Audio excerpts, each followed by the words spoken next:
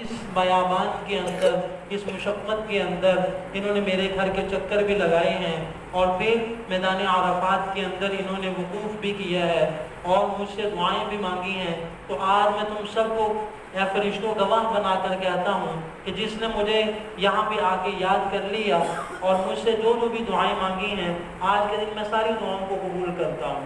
اور ان سب کو معاف کرتا ہوں اور ان سب کے گناہوں کو بخشش کرتا ہوں۔ اور پھر دوسرے جتنے بھی اجتماعات ہوتے ہیں پوری دنیا کے اندر، تو اللہ تعالیٰ 10 ذو الحجہ کے دن براہ راست جو ہے وہ اپنے بندوں کی طرف تجلی فرماتے ہیں اور ان کی دعاؤں کو سنتے ہیں اور قبول فرماتے ہیں، اور پھر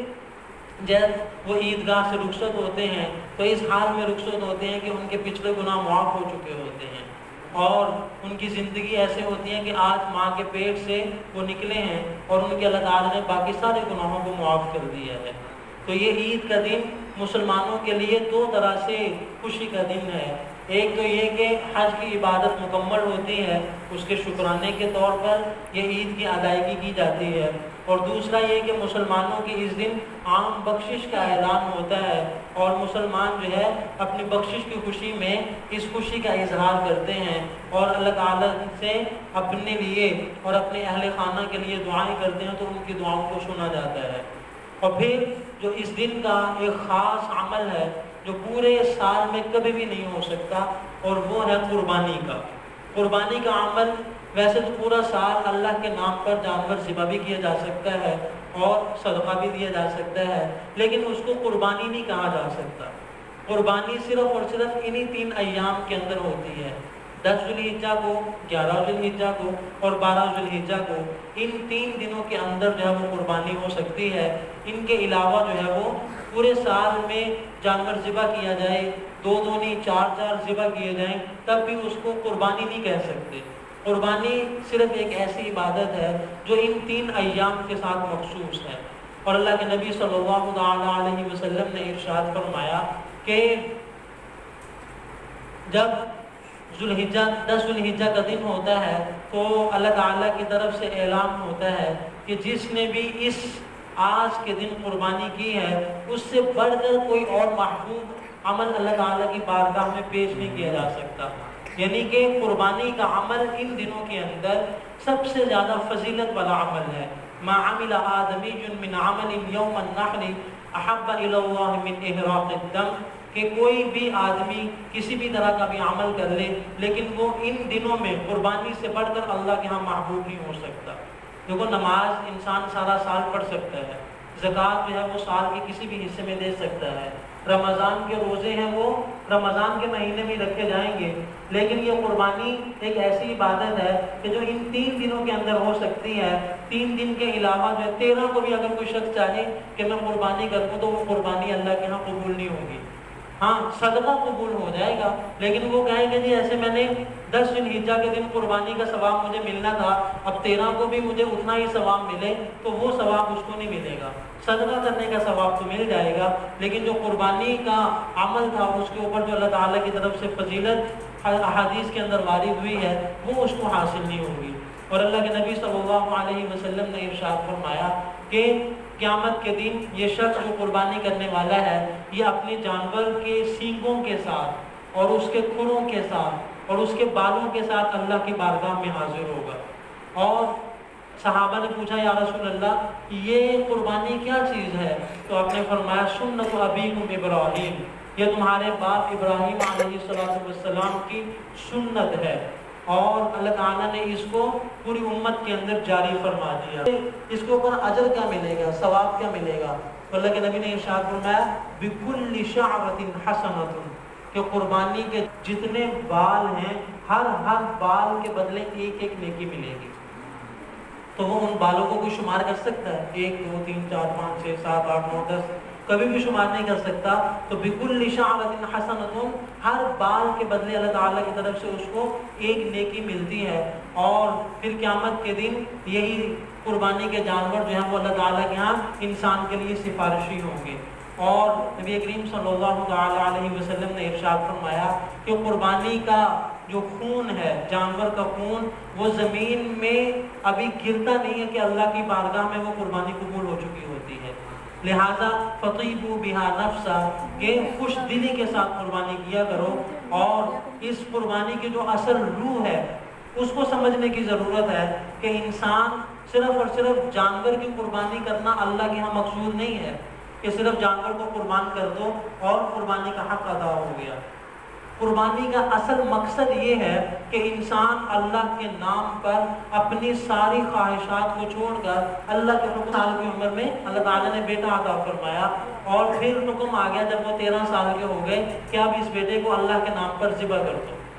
اور وہ بھی اللہ تعالیٰ نے براہ راست حکم نہیں فرمایا، حالانکہ اللہ تعالیٰ حکم فرما سکتے تھے، جبریل علیہ السلام کو بھیجتے کہ حضرت ابراہیم سے جا کر کہو کہ اپنے بیٹے کو ذبح کر دیں اللہ کے نام پر، نہیں، بلکہ خواب میں دکھایا، اور خواب میں اس لیے دکھایا گیا کہ خواب کی کئی تعبیرات ہو سکتی ہیں، انسان یہ سمجھ سکتا ہے کہ خواب کا مطلب یہ بھی ہو سکتا ہے، یہ بھی ہو سکتا ہے، یہ بھی ہو سکتا ہے، تو اللہ تعالیٰ دیکھنا یہ چاہتے تھے کہ کیا میرا خلیل جو ہے وہ خواب کو بعین ہی پورا کرنے کی صلاحیت رکھتا ہے کہ نہیں رکھتا، اس کے دل میں میری اتنی محبت ہے کہ یہ اپنے بیٹے کو ذبح کر سکتا ہے کہ نہیں کر سکتا۔ تو وہ بھی اللہ کے خلیل تھے، انہوں نے اس خواب کو بعین ہی پورا کر دیا کہ خواب میں انہوں نے دیکھا تھا انی ارا فی المنام اذبحک فانظر ماذا تری، کہ اے بیٹے میں تمہیں دیکھ رہا ہوں کہ خواب کے اندر تمہیں ذبح کر رہا ہوں۔ تو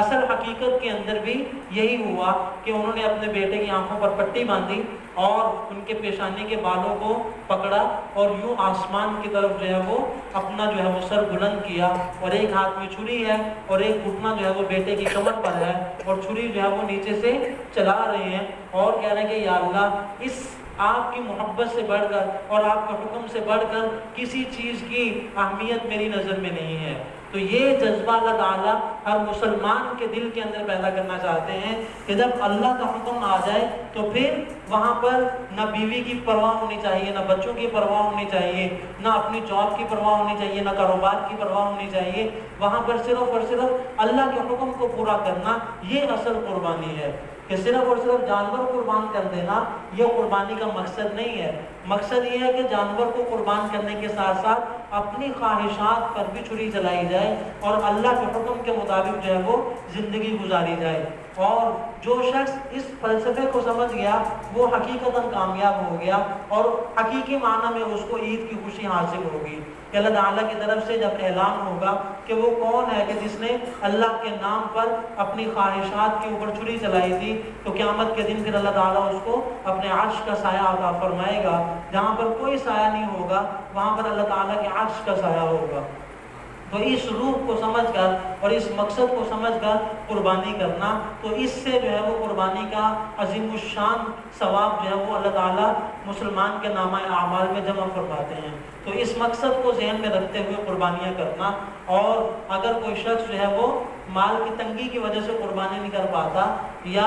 یہ ہے کہ غفلت کی وجہ سے قربانی نہیں کر پاتا، تو اس کو بھی چاہیے کہ وہ قربانی کے لیے کوشش کرے۔ ہاں، جو صاحب نصاب نہیں ہے اس کے اوپر تو فرض ہی نہیں ہے، واجب ہی نہیں ہے، لیکن جس کے پاس جو ہے وہ 52.5 تولہ چاندی یا اس کی مالیت کے برابر اس کے پاس مال ہے، تو اس کے لیے قربانی کرنا واجب ہے، اور خوش دلی کے ساتھ قربانی کرنی چاہیے، نہ کہ جو ہے لوگوں کو دکھلانے کے لیے کہ لوگ اگر میں نے قربانی نہ کی تو لوگ کیا کہیں گے، یہ سوچ نہیں ہونی چاہیے، بلکہ اللہ کو راضی کرنے کے لیے جتنی گنجائش ہو اتنا کام کرنا چاہیے۔ یہ نہیں کہ میں جو ہے وہ جانور چھوٹا دوں گا تو لوگ کہیں گے جی ایسے قربانی کرنے کا کیا فائدہ،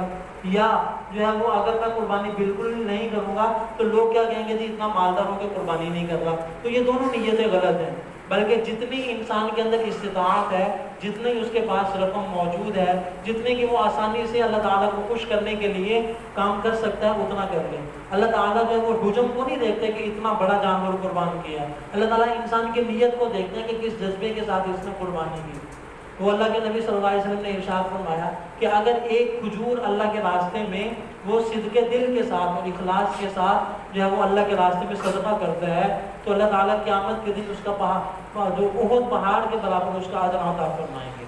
اور اگر اس نے لوگوں کو دکھلانے کے لیے یا لوگوں کی باتوں سے بچنے کے لیے کوئی کام کیا ہے اور اچھا کام کیا اور بہت زیادہ کیا ہے، بہت زیادہ مقدار میں کیا ہے، لیکن اس میں اللہ کے رضا کو مقصود نہیں رکھا، تو ایک دھیلے کا بھی اجر اس کا ملنے والا نہیں ہے۔ لہٰذا قربانی اپنی استطاعت کے مطابق کرنی چاہیے اور خوش دلی کے ساتھ کرنی چاہیے، مجبوری سمجھ کر نہیں کرنی چاہیے کہ یار اتنے پیسے جو ہیں وہ ضائع ہوں گے، اس سے میں کچھ اور بھی کر سکتا تھا، یا جو یہ پیسے جو ہیں وہ کسی اور استعمال میں لائے جا سکتے تھے، نہیں، بلکہ اللہ کے حکم کو پورا کرتے ہوئے اپنے دل کے اندر اللہ کی محبت کا جذبہ لے کر جانور کو قربان کرنا، اور اس نیت کے ساتھ کہ میں آئندہ اپنی زندگی کے اندر اپنی خواہشات کو اللہ کے حکم پر اسی طرح قربان کروں گا، تو اس جذبے کے ساتھ جو بھی قربانی ہوگی وہ اللہ تعالیٰ کی بارگاہ میں قبول ہوگی۔ اللہ تعالیٰ سے دعا ہے کہ جو کچھ کہا سنا اللہ تعالیٰ اس پر عمل کی توفیق عطا فرمائے۔